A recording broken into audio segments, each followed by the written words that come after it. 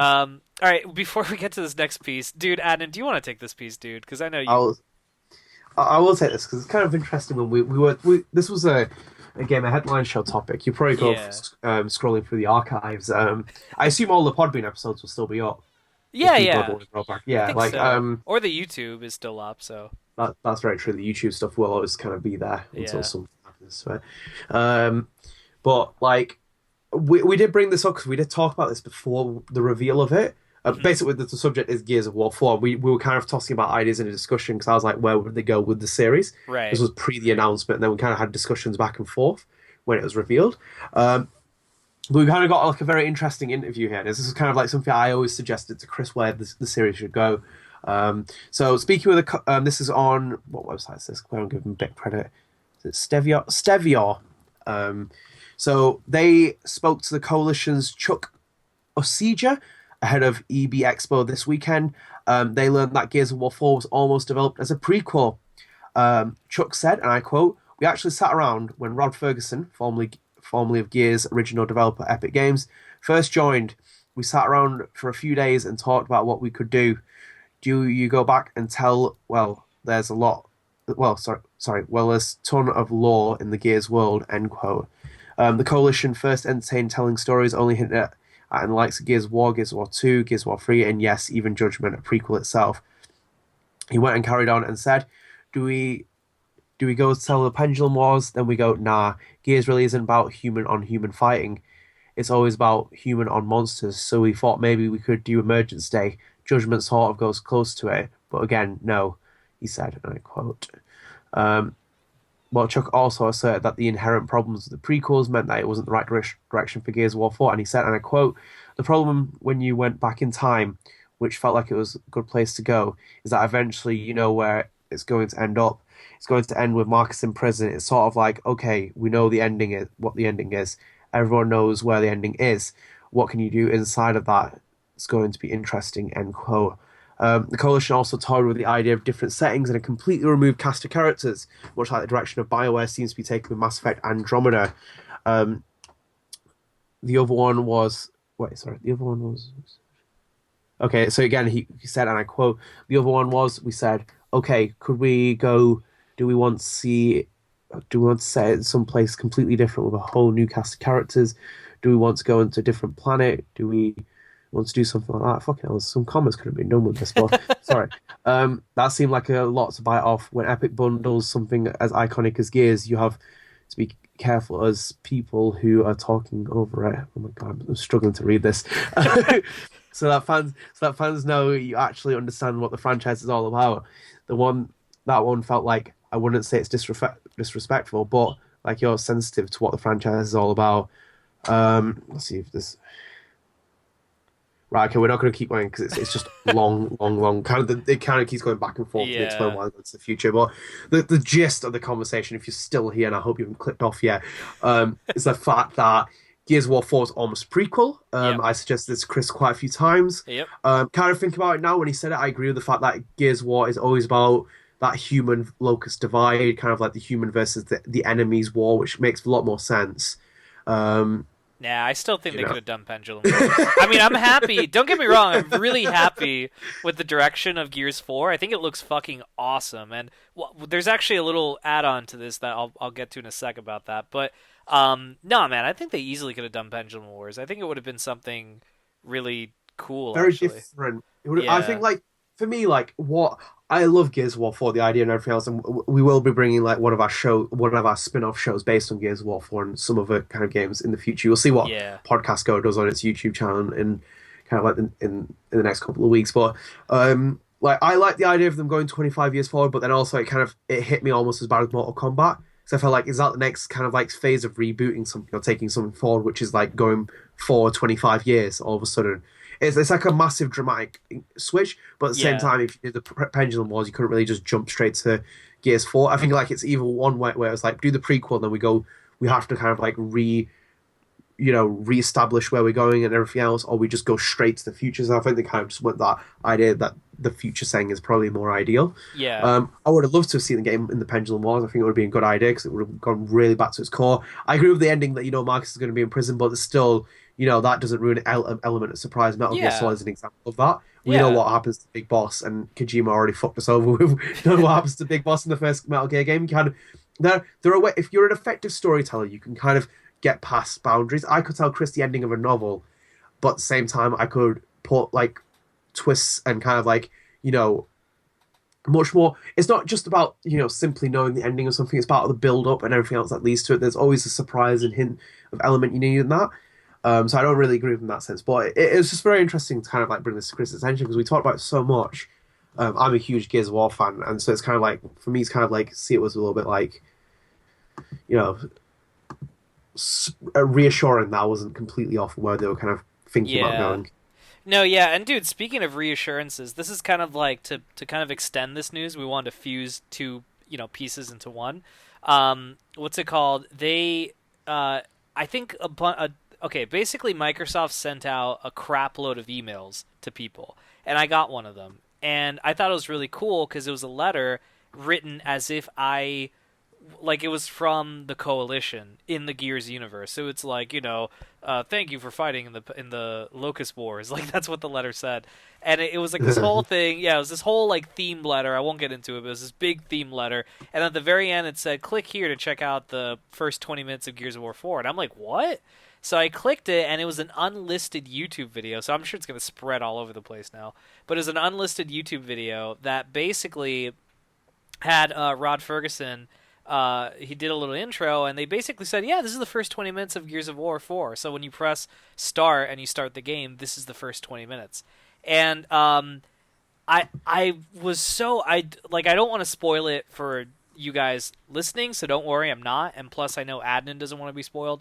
And I didn't want to be spoiled either. I like spoilers, but with certain things I could wait. Gears of War I could have waited, so this surprised me. Yeah, it's literally around the corner. It's like almost if MGS5 spoilers come out. Saying that I wouldn't look at them, I might look at them just in case Yeah, that, like I think like we both probably break that kind of thing. But but like it when it's around, I was. think it's like the MGS4 spoilers. I think you read them, didn't you? Yeah. I was working at Yeah, a I at a can't believe you did that. I GameStop, and can't. the strategy guide was there, and I went through the strategy guide, and we, I we talked about this story quite a lot. I can't believe you actually did that. That's kind of like just, it but was that's there. that. I was in my lunch break, and they're like, "By the way, Chris, here's the strategy guides." I'm like, "What?" And I started looking through one of them, and Why? yeah, Why? You could have dude, literally held like 2 minutes. there's 2 minutes was nothing. all you need to hold on. This was before smartphones, Adnan. So at least I didn't have a smartphone back then. So The worst part is though, that's before smartphones, and the fact is you've seen it. You can't really go on the internet properly and discuss it with other people. So you can't just no, sit there simmering of what you've seen. it was But awesome. anyway, I mean, but anyway, getting back to the story. So no, this is yeah. basically, the first 20 minutes, holy shit, man! Like it is so spoiler filled. There's so much crap that happens that I don't want to talk about because I don't want to spoil it for you guys or for Adnan or whatever. But the one thing, and this is not a spoiler, that I took away from watching, and I kind of skipped through it after a while because I'm like, God damn it, I don't want to be spoiled. But the one thing I did take away was, good God, man, this is like a love letter to the fans. Like they Mm, really know how to treat the fans. Like they yeah. get Gears of War. And with that, I thought, shit, man, like we're good. If Gears of War Ultimate Edition didn't sway you, because you're probably thinking, yeah, it's a remaster. This one definitely, like this introduction, the first 20 minutes, you're gonna be like, holy shit, they get Gears of War 4. And I would be very surprised if Gears 4 sucks. Like if the game is bad, I would be shocked because I really feel like they get it. It's in good hands. So that's just further reassurance for me is that holy shit.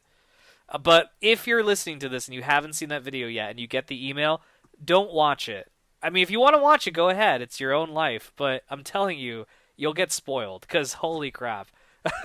But it's good stuff. I'm so excited for it, man. It's like in 13 days at the time of this recording in 13 days and like roughly less than 2 weeks it comes out. So, Yeah, I always had kind of skepticism about where the Gears 4 really go after, it coming back after Judgment and like everything else yeah. that happened with it. But like, with Rod Ferguson kind of really behind the helm, my kind of like reservations were settled quite a lot. Mhm. I kind of just remember like sitting there like, you know what, this guy is as important to the franchise as Cliffy B was, and if there's Cliffy B second in command, it would have to be Rod Ferguson. Yeah, Um, definitely. so it's kind of that thing where I watched it, I was like, you know what, Gears does potentially have more life to it. So I'm very very excited for it. Though, like it's probably my biggest release since the MGS5. Like get MGS and Gears of War my favorite franchise in the fucking world. So it's kind of like this is where it set itself up to. Yeah, no, definitely. And I think, dude, it's gonna be good. Like, it'll. I think a lot of people had the bad taste in their mouth of Judgment, and the irony is, if you get Gears 4, you get Judgment for free, along with the Gears trilogy. So it's like just throw away Yeah. Judgment and play the Gears trilogy and Gears 4. Now it's a quadrilogy. Now it's like a 4 series. Trilogy. One Um, day.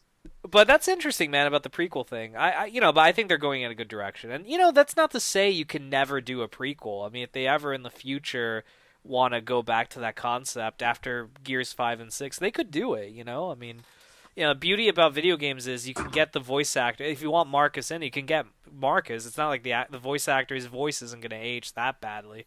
Like he could still pull it off, Joe DiMaggio, Yeah. so yeah. But good Mhm. stuff, man. Good stuff. I guess, dude, do you mind if I take the last piece here? Yep, go for it. Awesome. All right, guys. So this is gonna be our last news piece to kind of close up this part of the show. So, Disney did a really like kind of a out of left field announcement.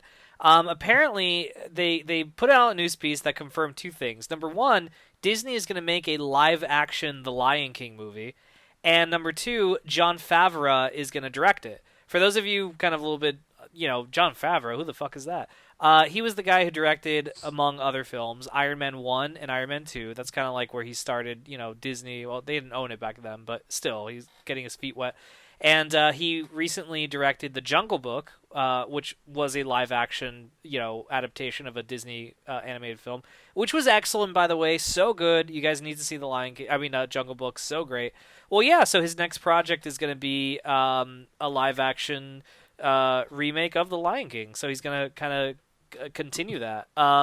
Which, man, like my first thought was, oh, great choice, because he did a great job in the Jungle Book. Excellent choice. He's gonna do a great job. And then my second thought was, how the fuck do you make the Lion King live action? Because if it's anything like Jungle Book, where they used photorealistic CGI, it's not like there's a main character that's a human in the Lion King. They're all animals. So like, is it gonna be the CGI, like the CGI, kind of like what Jungle Book was? You're gonna get these like photorealistic CGI creatures. In that case, it's not live action. It's a CGI film. It's just a really realistic looking one. But I thought that was kind of weird. Like, I don't really understand how they're gonna be doing that. Yeah, I mean, like, I understand that the trend with Disney compared to Marvel is the fact that they're going down the live action route. Yeah, Uh, because as much as the animation films make money and everything else, there is a market for live action. I haven't watched Jungle Book. I heard very, very good things about it, yeah, though. So Lion King, like Lion King's a bit more surprising though, because like they could do the live action with the Jungle Book, obviously the snake and everything else, but with Lion King's, the big problem is that they're all lions. It's kind of like like there's a little bit more of a problem with that kind of issue. I did say to Chris that James Earl Jones will be casted as Scar. yeah. Just fucking throw him in there. Yeah, odds-on favourite from Podcast Girl to be casted. No, it's bizarre, but also very interesting.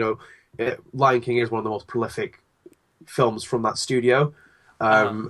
Very much so. Like it's on Broadway and like everything else, and like it's one of those like is a fan favorite. I feel like they've kind of tested the waters with the other live action movies that are also beloved, but also not as big as Lion King. Lion King will be even bigger because it's just it's such a big branded name. But I'm interested. I'm skeptic, but interested.